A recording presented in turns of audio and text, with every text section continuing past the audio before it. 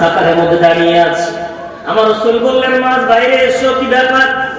ইয়া রাসূলুল্লাহ, ইয়া হাবিবাল্লাহ, এতিম বাচ্চা আমার মায়ের সাথে কথা দিয়েছে যুদ্ধে যাব, আমাকে যেতে দিতে হবে, কোনো মতে আমাকে অনুমতি না দিলে আমি এখান থেকে বাড়ি যাব না।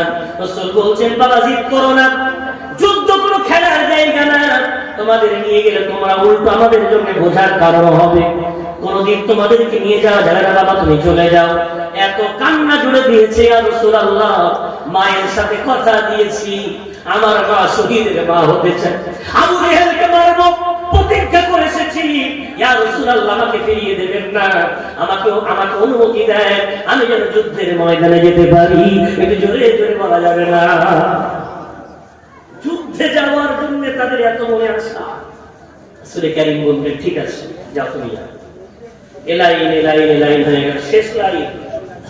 ওই লাইন একটা মাথা উঁচু হচ্ছে, নিচু হচ্ছে, রাসূল দৌড়ে গিয়ে দেখছেন মুআওয়াজ।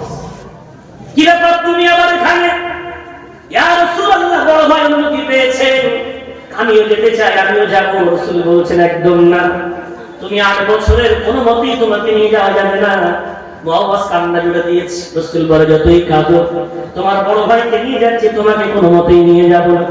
মুআওয়াজ লাইন থেকে বার হয়েছে, মাথা হ্যাট করে চোখের পানি ঝরিয়ে রাসূলকে বলছেন, ইয়া রাসূলুল্লাহ, নিয়ে না গেলে আমি তো কিছুই করতে পারবো না, তবে আমি চলে যাচ্ছি, একটা অনুরোধ রাখছি, দেখেন অনুরোধটা একটু রাখা যায় কি? বলো মুআওয়াজ, কি অনুরোধ তুমি করতে চাও? মুআওয়াজ তখন বলছেন, ইয়া রাসূলুল্লাহ, আমার বড় ভাইটাকে আপনি অনুমতি দিয়েছেন, ওই বড় ভাইটাকে আমার সামনে এনে দেন, ওর সাথে একটু কুস্তি লড়ি, যদি কুস্তি লড়ে বড় ভাইকে হারিয়ে দিতে পারি, ইয়া রাসূলুল্লাহ, আমাকে কি আপনি যুদ্ধে যাওয়ার অনুমতি দেবে? রাসূল বললেন, তাই নাকি, তুমি এত শক্তিশালী? বলে হ্যাঁ। সাহাবাদেরকে বললেন, গোল হয়ে যাও, কুস্তি হবে। মাআজকে ডাকলেন, মুআওয়াজকে ডাকলেন। এখন যেই মাআজকে ডেকেছে, মুআওয়াজ ভাই কানের কাছে মুখটা নিয়ে ফিসফিস করে বলছে, ভাই তুই তো আমার চেয়ে 2 বছরের বড়, জানিস, তুই অনুমতি পেয়ে গেছিস, তুই যদি জোর করে ধরে আমাকে হারিয়ে দিস, আমি কিন্তু পারবো না, ইচ্ছা করে একটু দুর্বল হয়ে যাস, যাতে আমি তোকে ফেলে দিতে পারি, আর আমার রাসূল যেন অনুমতি দেন। কেন তোমরা মনে আছে সেই প্রথম দিন 2 হাতে হাত দিয়ে অঙ্গীকার করেছিলাম, আবু জেহেলকে আমরা 2 জন মিলে মারবো। মাস বললেন, ভাই ঠিক আছে, বিশ্বনবীকে বুঝতে দিলে হবে না। প্রথমে কুস্তি শুরু হলো, দুজনের ক্ষমতা ফুল প্রয়োগ করতে লাগলো, কেউ কাউকে ছাড়তে রাজি নয়। অনেক সময় খেলাখেলি হলো, হঠাৎ করে মাস নিজেকে দুর্বল বানিয়ে দিয়ে মুআওয়াজ গলাটা আচ্ছা কায়দা করে ধরে বাড়িতে শুইয়ে ফেলেছে। সাহাবারা শাবাশি দিয়ে উঠেছে।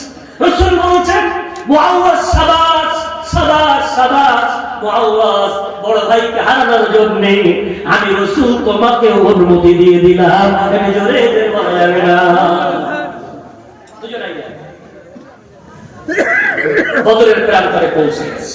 আবু উবাইদা ইবনে জাররাহ রাদিয়াল্লাহু আনহু, উনি ঘোড়ার পিঠে বসে বদরের ময়দানে বসে দূর থেকে প্ল্যান করছেন। আবু জেহেল দেখা যাচ্ছে সেই দাঁড়িয়ে আছে, ওকে আমি যদি দৌড়ে গিয়ে গর্দানটা কেটে দিয়ে আসি খুব ভালো হবে।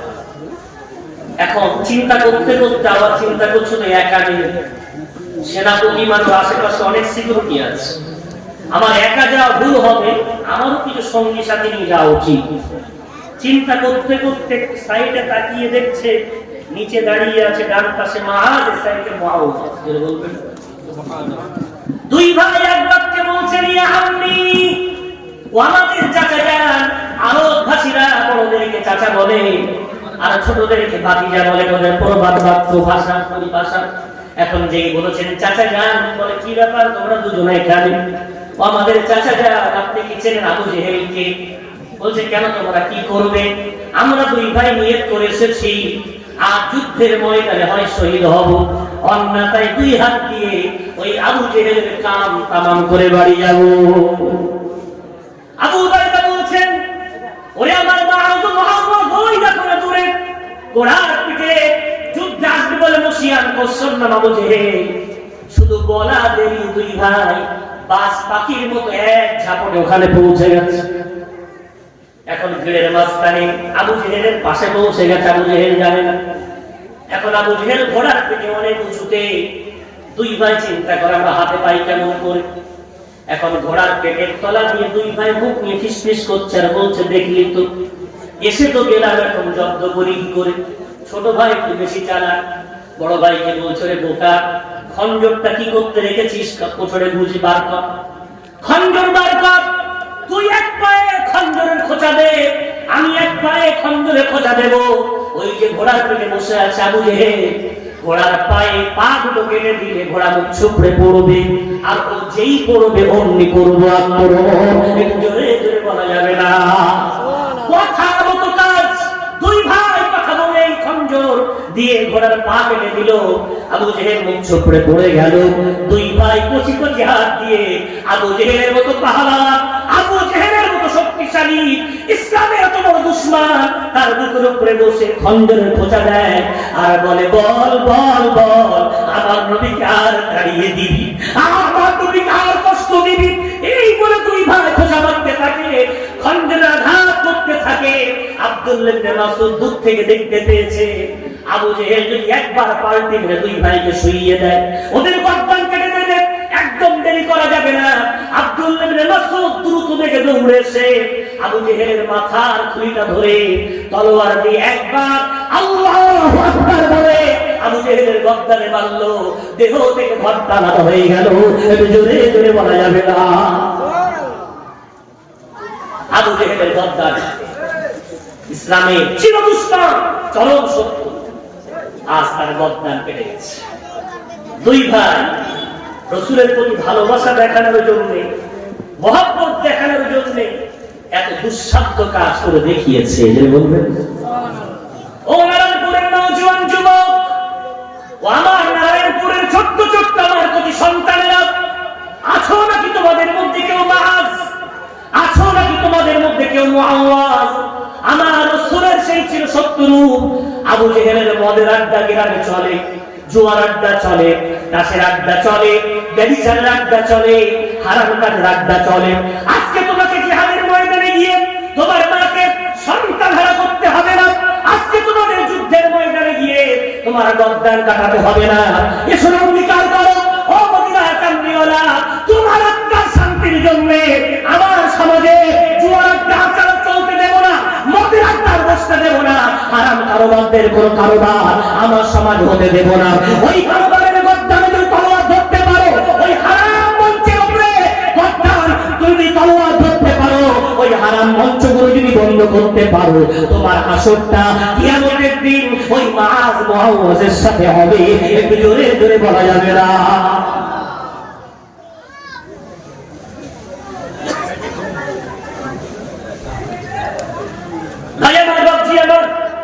আজ আসেন সমাজের অপরাধগুলোর গর্দানে আমরা তলোয়ার ধরবো।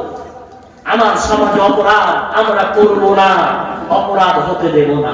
আইনা মুহাম্মদ সাল্লাল্লাহু আলাইহি ওয়াসাল্লাম ব্যানার লাগিয়ে এটা বোঝানো যাবে না কতটা আমরা ঈমানদার, কিন্তু অবশ্যই যদি সমাজের হারাম কাজগুলো, সমাজের নাজায়েজ কাজগুলো, সমাজের অসভ্যতাগুলো বন্ধ করতে পারি, তো হায়াতুন নবী কবর থেকে আর চিৎকার করে করে বলবেন, শেষ জামানের উম্মাহ, আমি তোমাদেরকে আমার ভাই বলেছি, তোমাদের জন্য আমি আল্লাহর কাছে স্পেশাল শাফাআত করার অঙ্গীকার করেছি।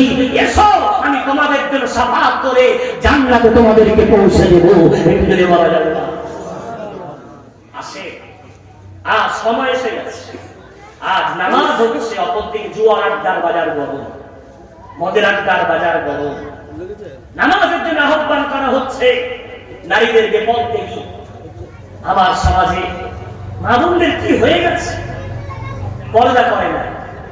আজ তুমি মা, তুমি জানো তোমার পর্দা না করার কি রিঅ্যাকশন হতে পারে, কি ক্ষতি হতে পারে। আমার সমাজে বিয়ের অনুখাদ্য পাল্টে গেছে। বিয়েটা হলো একটা টার্নিং পয়েন্ট, জীবনের একটা বিরাট টার্নিং পয়েন্ট।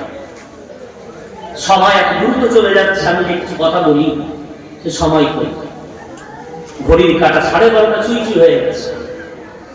ভাইয়া মিনিট 15-20 এতটুকু সময় আল্লাহ দেন, একটু চেষ্টা করি, আপনাদের কষ্ট হয় না, তাকবীর ধ্বনি দেন তো নারায়ে তাকবীর।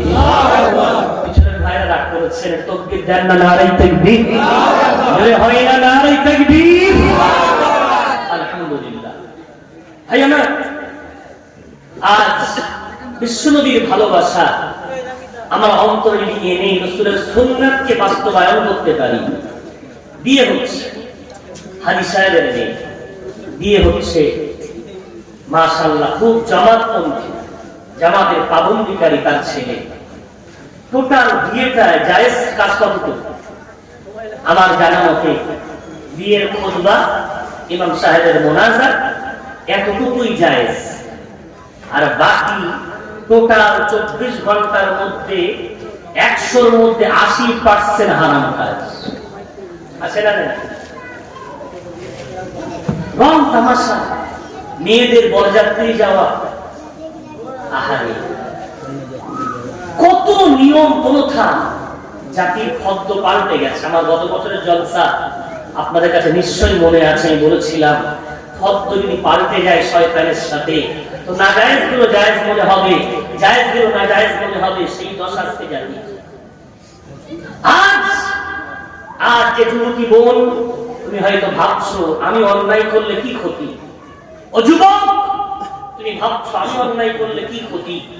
ক্ষতিটা একটা উদাহরণ দিয়ে আমি বুঝিয়ে আলোচনাকে ইতির থেকে নিয়ে যাবো ইনশাআল্লাহ। বড় পীর আব্দুল কাদের জিলানী রাহমাতুল্লাহ আলাইহির নাম শুনেছেন না আপনারা? আল্লাহর বড় প্রেমিক, আল্লাহর বড় আশিক, অনেক তার কারামাত, অনেক তার শান ও শওকত আল্লাহ দিয়েছিলেন। এখন এই বড় পীর আব্দুল কাদের জিলানী বড় পীর হওয়ার পিছনে অবদান কার? কার অবদান? ভাই আমার, বাপজি আমার, আল্লাহর দয়া তো সব বান্দার সাথে সমান, বলবেন না? আল্লাহ কিন্তু দয়া করে আমাকে আপনাকে ইমানদার তিনি বানিয়েছেন, মুসলমান তিনি বানিয়েছেন। আমাদেরকে কোরআন শোনার মতো, কোরআন বোঝার মতো, কোরআন পড়ার মতো তৌফিক তিনি দিয়েছেন। যদি মনে রাখেন আল্লাহ দয়া সবার উপরে করেছে। কিন্তু পিতা মাতা ভালো হলে সন্তানের উপরে প্রভাব পড়ে। তার একটা জ্বলন্ত প্রমাণ মাহবুব সুবহানী কুতুবে রব্বানী বড় পীর আব্দুল কাদের জিলানী আম্মা আব্বা। ওনার আব্বার নাম ছিল শেখ মুসা। কি নাম? শেখ মুসা। কিন্তু মানুষ ডাকতো আবু সালেহ বলে। যদি বলেন সুবহানাল্লাহ।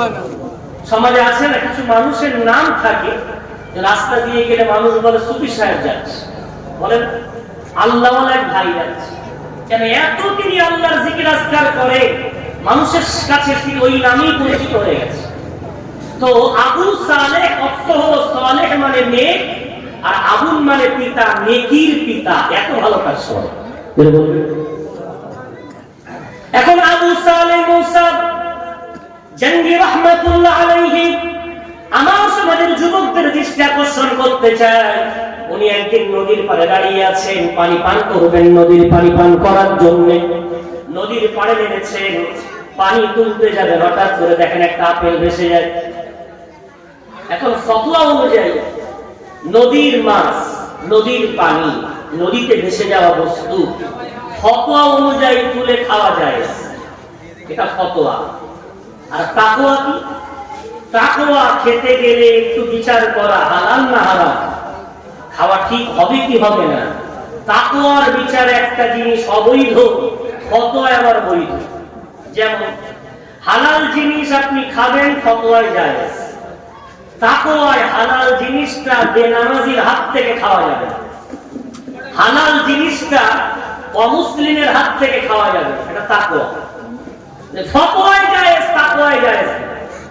হুজুর ফতোয়া অনুযায়ী ক্ষুধার্ত আপেলটা তুলে তো খেয়েছে, কিন্তু খাওয়ার পরে বা তাকওয়া। তাই তো আপেলটা খেয়ে ফেললাম, কার আপেল, কোথা থেকে এলো, আমি কেন একবার জানার চেষ্টা করলাম না? মনে হয় বড় ভুল করে ফেলেছে, আমাকে জানতে হবে। নদীর পাড় দিয়ে আপেল বাগান খোঁজার জন্য বার হয়েছে। অনেক দূরে যাওয়ার পর একটা আপেল বাগান, এবং আপেলের একটা ডাল, আপেল গাছের একটা ডাল নদীতে এমন করে পেকে আছে, বুঝতে বাকি রইল না যে এই বাগানের আপেল আমি খেয়েছি। বাগানে প্রবেশ করলেন। প্রবেশ করার পর একটা সুন্দর মানুষ সেখানে বসে আছেন, নাম তার ইয়াহইয়া ইবনে আব্দুল্লাহ। হুজুরের বুঝতে বাকি রইল না যে ইনি হবেন বাগানের মালিক। সালাম দিলেন, সালাম দিয়ে বলছেন, জাহাপনা, আপনার বাগানের একটা আপেল আমি না বলে খেয়ে ফেলেছি, আল্লাহর রাস্তা আমাকে একটু ক্ষমা করে দেন। জওহারি জওহার ছিল, সোনা সোনা ছিল, সোনা ছিল। তাই তো এই তো দেশে বাচ্চা, আমার আপেল তো কত পশু খায়, পাখি খায়, কত ফুটপাতের পথিক খায়। এই যুবক একটা আপেল খেয়ে ফেলেছে বলে আমার কাছে ক্ষমা চান। কারণ এই যুবক তো সাধারণ যুবক নয়, সোনার চেয়ে দামি। বলবেন হীরার চেয়ে দামি যুবক। এই যুবক কতটা আল্লাহকে ভয় করে আমাকে একটু যাচাই করে নিতে হয়। ও যুবক, আচ্ছা তুমি আমার আপেল খেয়েছো না? বলে বলে হ্যাঁ।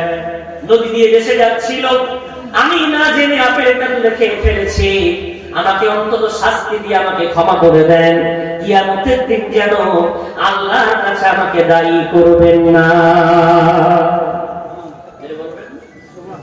একটা যুবকের তো আখিরাতের ভয়, আল্লাহর কাছে দায়ী হওয়ার এত ভয়। হুজুর বললেন, তবে আমি দেখি কতটা তুমি আল্লাহকে ভয় করো। বললেন, বাবা, এক আপেল খাওয়ার শাস্তি তোমাকে আমি দেব। আমার এই বাগানটা কোন বর্ণনায় 10 বছর, কোন বর্ণনায় 8 বছর, কোন বর্ণনায় 40 দিন এই বাগানে তোমাকে পাহারা দিতে হবে। এই বাগান পাহারা দিলে আমি তোমাকে আপেল খাওয়ার শাস্তি দিয়ে ক্ষমা করব। হুজুর, কোনো সমস্যা নেই, পাহারা দেব। বলবেন না? আচ্ছা তুমি পাহারা দেবে, ঠিক আছে, দাও। পাহারা দিতে লাগলেন। আল্লাহর ওলি ইয়াহইয়া ইবনে আব্দুল্লাহ, বাগানের মালিক, আল্লাহর বড় মস্ত বড় ওলি। যুবকটা খুব কাছ থেকে দেখতে পায়, বড় আল্লাহওয়ালা যুবক। 40 দিন, কোন বর্ণনায় 8 বছর বা 10 বছর। আজকে তার শেষ দিন, পাহারা দেওয়ার শেষ দিন। আজকে সে আজাদ হয়ে যাবে। ইয়াহইয়া ইবনে আব্দুল্লাহ কোনো মতে তাকে একটু রাখার চেষ্টা করছেন। ফোন দিয়ে আসলেন কোন একজন ব্যবসায়ী আপেল কিনতে এসেছে। ছেলেটাকে ডেকে বলছে, এদিকে এসো বাবা, আপেল পেড়ে আনো, স্যাম্পেল দেখাও। তিনি আপেল ক্রয় করার জন্য আমার বাগানে এসেছেন। এখন আবু সালেহ মুসা জাঙ্গি বাগানে গিয়ে কিছু ছোট ছোট ফুল আপেল পেড়ে এনেছে। হুজুরের সামনে টেস্ট করেছেন, হুজুর এই নেন আপেল। হুজুর দেখে গেছে, তুমি এই আপেল পেড়ে আনলে, এতদিন পাহারা দিলে, কোন আপেল খাওয়ার যোগ্য আর কোন আপেল খাওয়ার যোগ্য না তুমি এতটুকু জানো না। খুব বকা দিতে শুরু করেছে, মাথা হ্যাক করে কাঁদেন আর বলেন, জাহাপনা, ঠিকই বলেছেন, আমি জানি না। কেন জানো না? এতদিন পাহারা দিলে কোনদিন কি কোন আপেল খেতে হয় না খেতে হয় তুমি বোঝো না। তখন বলছেন, হুজুর, আর একবার কি আমি ভুল করতে পারি? একবার ভুল করে এতদিন পাহারা দিচ্ছি, ওই একই ভুল একটা মুমিন বারবার করতে পারে না। রাসূলের হাদিস, লা ইউলদাগুল মুমিনু মিন হুজুরিন মাররাতাইন। কোন মুমিন মুসলমান একই চালা থেকে দুবার ঠকে না। আমি ওই দরিয়ায় ওই চোখ দিয়ে আপেলের দিকে তাকানোর কারণে আমার জীবের লোভ এসেছে, আর ওই লোভে পড়ে আজকে আমি আপনার গোলাম মেনে গেছি। ওই জন্য আমি আপনার পাহারাদার হওয়ার পর থেকে 40 দিন মতান্তরে 8 বছর বা 10 বছর পাহারা দিলাম। আমি একটা দিন আপনার আপেলের বাগানের দিকে চোখ তুলে তাকাইনি। আমার চোখ তুলে তাকাইলে আবার জীবের লোভ লাগে, আবার অপরাধ করে ফেলি। আমি ওই জন্য আপনার আপেলের গাছের দিয়ে কোনোদিন বৃষ্টি তুলে তাকাইনি। ওই জন্য জানি না কোন আপেল খাওয়ার যোগ্য, কোন আপেল খাওয়ার যোগ্য না। হুজুরের কথা শুনে চোখে পানি এসে গেছে, তো অনেক দামি যুবক, একে হাতছাড়া করি কি করে? হুজুর বললেন, বাবা, আমি তোমাকে আজকে শাস্তি দেব। এই যে ফুল আপেল তুমি তুলে আনলে, এর শাস্তি তোমাকে আজকে নিতে হবে। কি শাস্তি? হুজুর বলে। তখন বলছেন, বাবা, তোমাকে একটা অন্ধ, কালা, বোবা, ল্যাংড়া মেয়ের সাথে তোমাকে বিয়ে দেব। এই বিয়ের সবটা আমি তোমাকে ক্ষমা করে দিতে পারি। তাই না? বিয়ে একটা দাঁত উঁচু ছেলে, এক পা খুঁড়িয়ে হাঁটে, তারও বিয়ের ব্যাপারে স্বপ্ন আসে না? কথা বলে। প্রত্যেক মানুষের যদি পাগল না হয়, তার একটা জীবনে স্বপ্ন থাকে, যে যতই দেখতে খারাপ হই আমার স্ত্রী আমার যেন জান্নাতি হুরের মতো সুন্দরী হয়, সবার কোনো স্বপ্ন। এইখানে আঘাত করেছেন হুজুর, ও যুবক তোমাকে এমন একটা মেয়ের সাথে বিয়ে দেব, তুমি রাজি হয়ে যাও, তবেই তোমাকে আমি ক্ষমা করবো। হুজুর বললেন কোনো সমস্যা নাই, আপনার শাস্তিটা আমি রাজি, তবে কিয়ামতের দিন আল্লাহর কাছে আমাকে যেন পাকড়াও করবেন না। হুজুর বললেন প্রস্তুতি নাও, বিয়ে হবে। তড়িঘড়ি করে গোসল হয়ে গেল, বিয়ের আসর সাজানো হলো, হুজুরের বিয়ের খুতবা পড়ানো হলো, শোনানো হলো। হুজুর কি যা কবুল পড়ানোর পর এখন বাসর রাত্রে হুজুরকে ঢুকিয়ে দেওয়া হয়েছে। বাসর রাত্রে ঢোকার সময় রাসূলের সুন্নাত, মুমিন মুসলমান বাসর রাতে ঢুকবে মদের বোতল হাতে নিয়ে নয়, গান বাজনা করে বেনামাজি অবস্থায় নয়। মুমিন মুসলমান বাসর রাতে ঢুকবে, কোরআনের হুকুম পারা নম্বর 18 পৃষ্ঠা নম্বর 12 সূরার নাম সূরা নূরের মধ্যে আল্লাহ বলেছেন, ইয়া আইয়ুহাল্লাযীনা আমানু লা তাদখুলু বুয়ুতান গায়রা বুয়ুতিকুম হাত্তা তাস্তানিসু ওয়া তুসাল্লিমু আলাইহা। আল্লাহ রাব্বুল আলামিন বলে, ওই ইমানদারেরা তোমরা তোমাদের ঘর হোক অথবা অন্য কারো ঘর হোক, যখন প্রবেশ করবে সালাম দিয়ে তোমরা প্রবেশ করবে। একটু জোরে জোরে বলা যাবে না, সালাম। আজকের এই মাহফিলে অনেক কথা এসেছে, কথা কতটুকু মনে রাখতে পারবেন জানি না, তবে এই যে পাঠটা এই মুহূর্তে আলোচনা হচ্ছে, একটু নিয়ত করেন আজ থেকে ঘরে ঢুকবো সালাম দিয়ে ঢুকবো। একটু জোরে বলেন না ইনশাআল্লাহ। কি বললেন আপনি?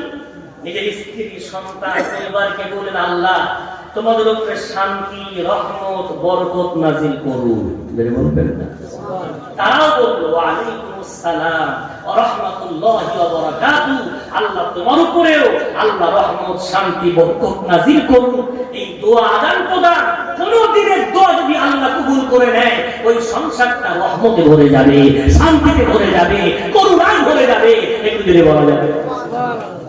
হুজুর বাসর রাতে ঢুকলেন সালাম দিয়ে, বলেছিলেন যে মেয়ের সাথে বিয়ে হয়েছে উনি হলো কালা, কিন্তু আশ্চর্যের বিষয় সালাম দেওয়া মাত্রই মধুর কণ্ঠে সালামের উত্তর ভেসে এলো, ওয়া আলাইকুমুস সালাম ওয়া রাহমাতুল্লাহি ওয়া বারাকাতুহু। হুজুর আশ্চর্য কি ব্যাপার, বললেন তো বোবা কালা, আর আমার সালাম শুনলেন, উত্তর দিলেন। কাছে যায় দেখি কে, কপালের চুলের মধ্যে হাত ঢুকিয়ে দিয়েছে, একটা দোয়া আছে। ওই কপালে হাত দিয়ে বাসর রাতে স্ত্রীর কপালে হাত দিয়ে দোয়াটা পড়া সুন্নাত। এখন দোয়াটা পড়লেন, দোয়াটা পড়ার পর মুখের দিকে তাকিয়ে দেখছেন, অন্ধ নয়, দেখতে জান্নাতি হুরের চেয়ে কোনো দিক দিয়ে কম নয়। জোরে বলা যাবে না। তড়িঘড়ি করে ভয়ে বেরিয়ে এসেছেন। হুজুর মনে হয় নাকি কোন আবার পরীক্ষায় ফেলেছেন। এক আপেল খাওয়ার জন্য এতদিন পাহারাদার গোলাম হলাম, আপেল পেড়ে আবার শাস্তি পেলাম। মনে হয় ঘরে অন্য কোনো মেয়েকে বসিয়ে আমার ইমানি পরীক্ষা নিচ্ছেন। না না না, আমি আর ভুল করতে পারি না। তাড়াতাড়ি করে বাইরে দৌড়ে এসে দেখছেন হুজুর ইয়াহইয়া ইবনে আব্দুল্লাহ বাইরে দাঁড়িয়ে। কি ব্যাপার, তুমি বাইরে কেন? যাও ঘরে চলে যাও, বাসর রাত তোমার সময় নষ্ট করো না। হুজুর আপনি যা বললেন, ঘরের মধ্যে বিপরীত অন্য কোনো নারী বসে আছে। কেন বাবা, কি বলেছিলেন? হুজুর আপনি বলেছিলেন অন্ধ, কালা, বোবা, ল্যাংড়া, কিন্তু সব উল্টো, সব কিছু সুন্দর। আপনি কি আমার সাথে আবার কোনো পরীক্ষা নিচ্ছেন?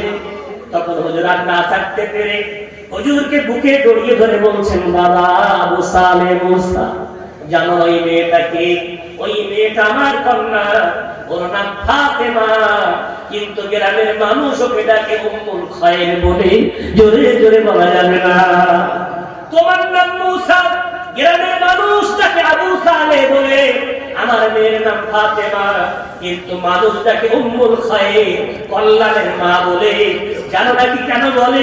আমার মেয়ে আজ থেকে কোনোদিন ওই দুই চোখ দিয়ে কোন পরপুরুষের দিকে চোখ তুলে তাকায়নি। আমার মেয়ে ওই কান দিয়ে কোনোদিন কোন পরপুরুষের আওয়াজ ওর কানে শুনিনি। আমার মেয়ের মুখ দিয়ে কোনোদিন কোন পরপুরুষের সাথে কথা বলিনি। আমার মেয়ের পা দিয়ে এই প্রাচীরের বাইরে যাইনি। ওই জন্য কে বলেছি ল্যাংড়া, ওই জন্য বলেছি বোবা, ওই জন্য বলেছি অন্ধ, ওই জন্য বলেছি কালা। ও বাবাটা আমার মেয়ে, আমার মেয়ের জন্য আল্লাহ তোমাকে আমার বাগানে আমার জামাই হিসাবে তোমাকে পাঠিয়েছে। একটু জোরে বলা যাবে? বিয়ে হলো, একদিকে আবু সালেহ মুসা, অপরদিকে স্ত্রী উম্মুল খায়র ফাতেমা। এখন বলেন এনাদের গর্ভ থেকে বড় পীর আব্দুল কাদের জিলানীর জন্ম নেওয়াটা স্বাভাবিক না অস্বাভাবিক? যেটা বলবেন সুবহানাল্লাহ। জন্ম নিচ্ছেন কবে? জন্ম নিচ্ছেন 471 খ্রিস্টাব্দ, পয়লা রমজান। সেদিন আকাশ মেঘলা, চাঁদ হয়েছে কি হয়নি মানুষ সন্দেহের মধ্যে আছে, ইয়াউমুস শাক বলা হয়। এখন পুরুষরা আবু সালেহকে জিজ্ঞাসা করছে চাঁদের কোনো খবর আছে? নারীরা উম্মুল খায়রকে বলছে চাঁদের কোনো খবর আছে?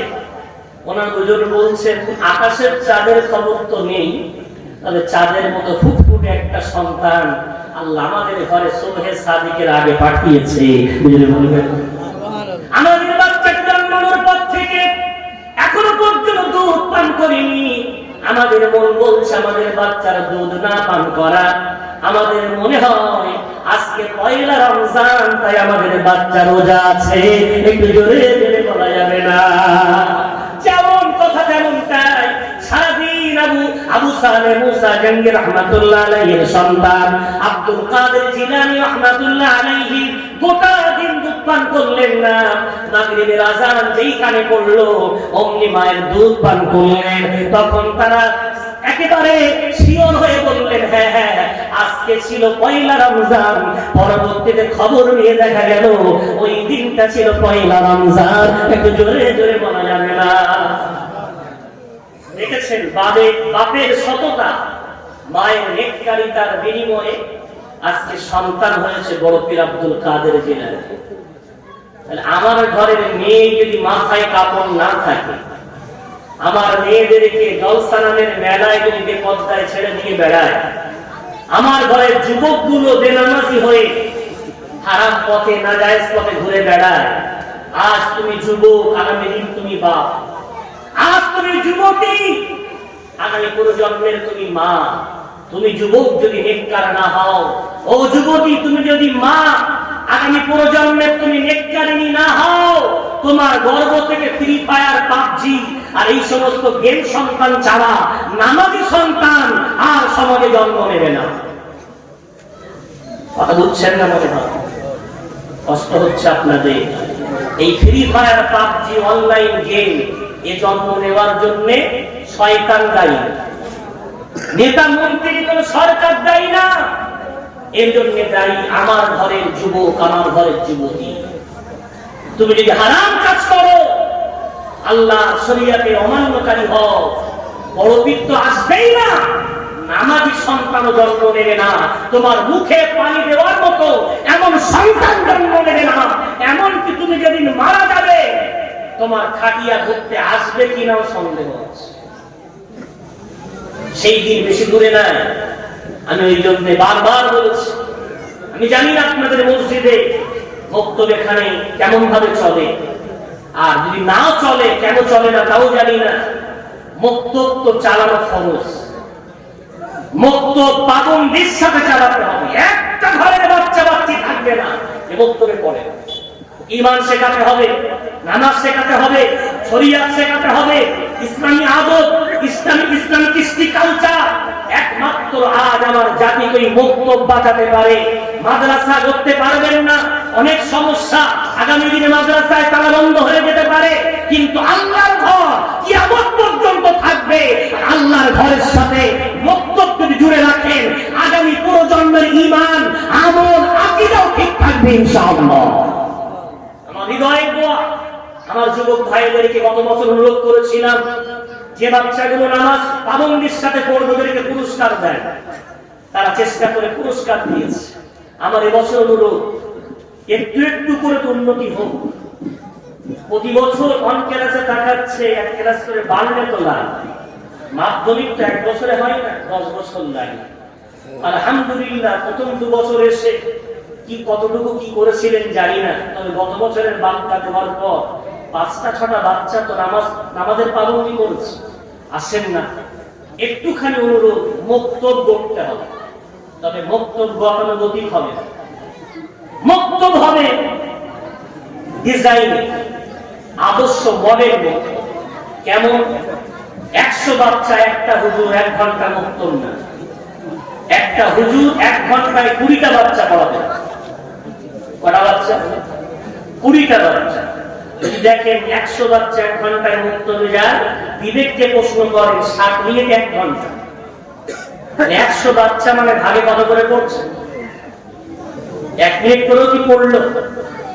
তাহলে যায় আর বাড়ি আসে, লোককে বলে মক্তব চল না, মক্তবের মতো চলবে। 20টা করে বাচ্চা একটা ব্যাচে থাকবে, হুজুর একটা ব্যাচ পড়াবেন, পরবর্তীতে আরেকজন হাফেজ সাহেব পড়াবেন, কষ্ট আছে।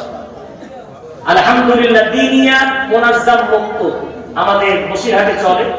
আমার মাদ্রাসায় আলহামদুলিল্লাহ স্কুলের বাচ্চা যারা, সংগ্রামপুর আমার হুজুর গেছেন, যুবক ভাইরা গেছেন। ওই গ্রাম 2014 সালে 1 জানুয়ারিতে কমপক্ষে 26 থেকে 28টা শুধু পিকনিকের টিম বার হতো।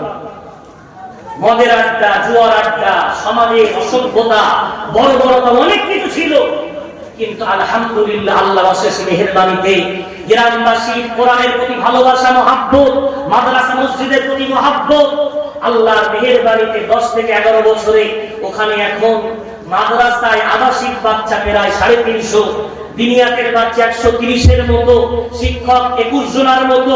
এখন ছোট্ট থেকে নিয়ে বুড়ো পর্যন্ত বাবাজিগুলো নামাজ জানে, কোরআন জানে, মা বোনগুলো পর্দা জানে, কোরআন জানে, ঘরের বাচ্চাগুলো স্কুলেও যায়, হিজাবের সাথে যায়। একটু জোরে বলা যায়।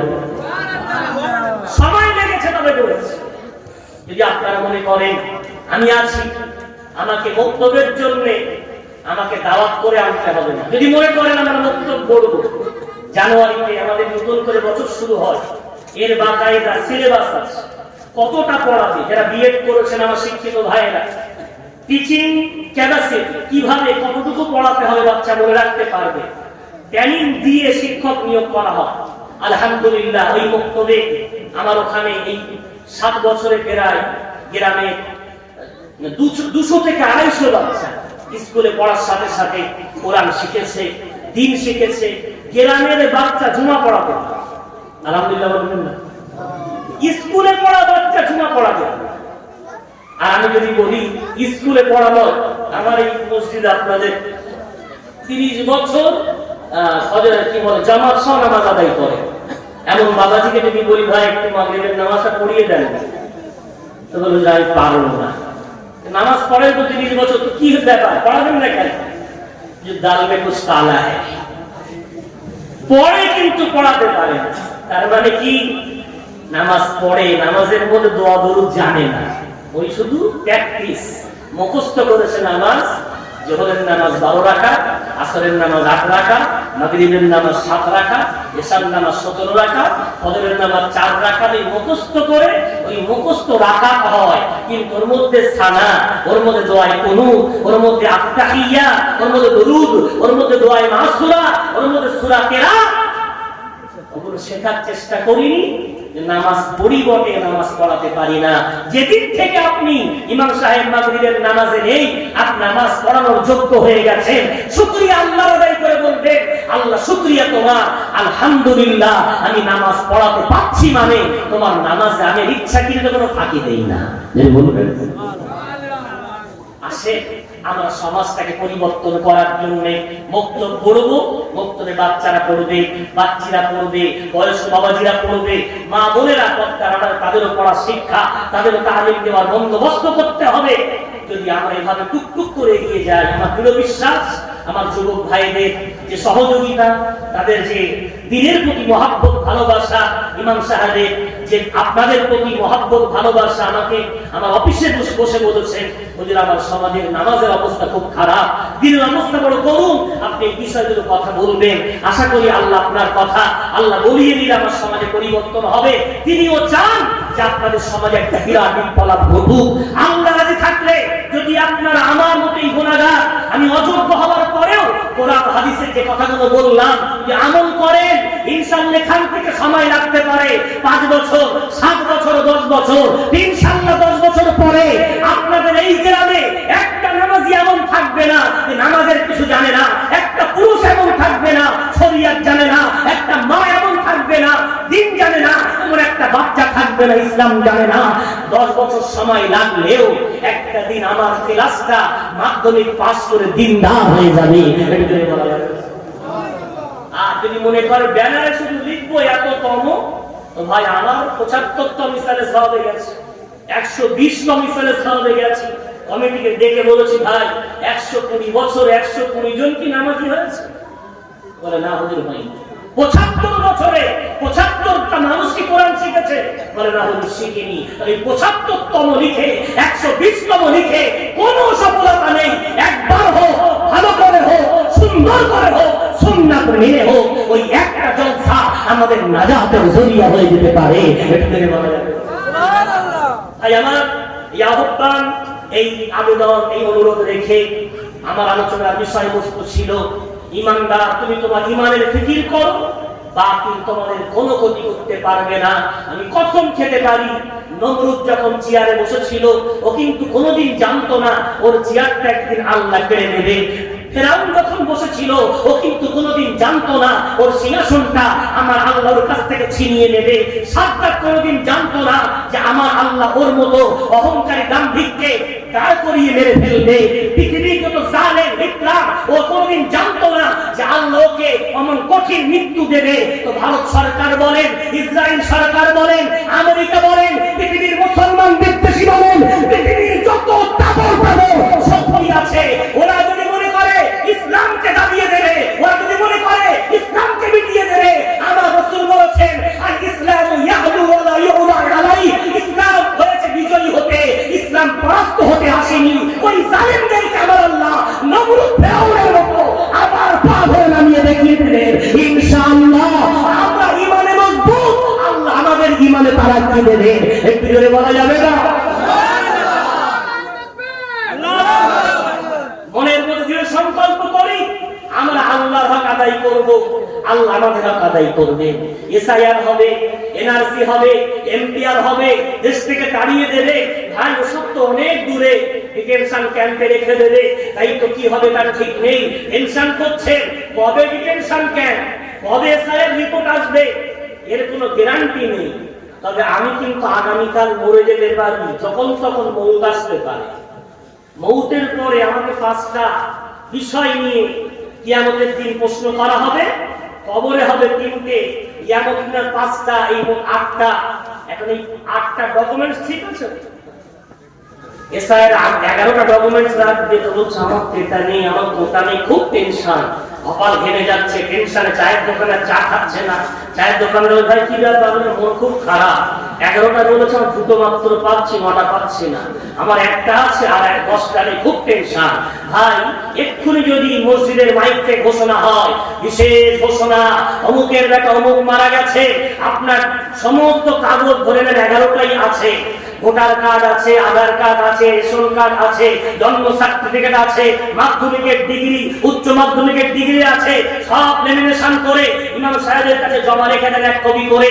আর হুজুরকে বলবেন হুজুর আমার কবরে শুইয়ে যখন আমাকে দাফন করে চলে আসবেন, একটু কবরের মাথার সামনে দাঁড়িয়ে মনকান্নকির যেই বলবে মানবব্য, ওকে একটু বলবেন ওর ডিগ্রি সব কবরের জেরক্স দেওয়া দেখেন, মাধ্যমিকের ডিগ্রি, ভোটার কার্ড, আধার কার্ড দেখেন তো আপনার ডিগ্রি থেকে মান রব্বুকের আওয়াজ আসে কিনা।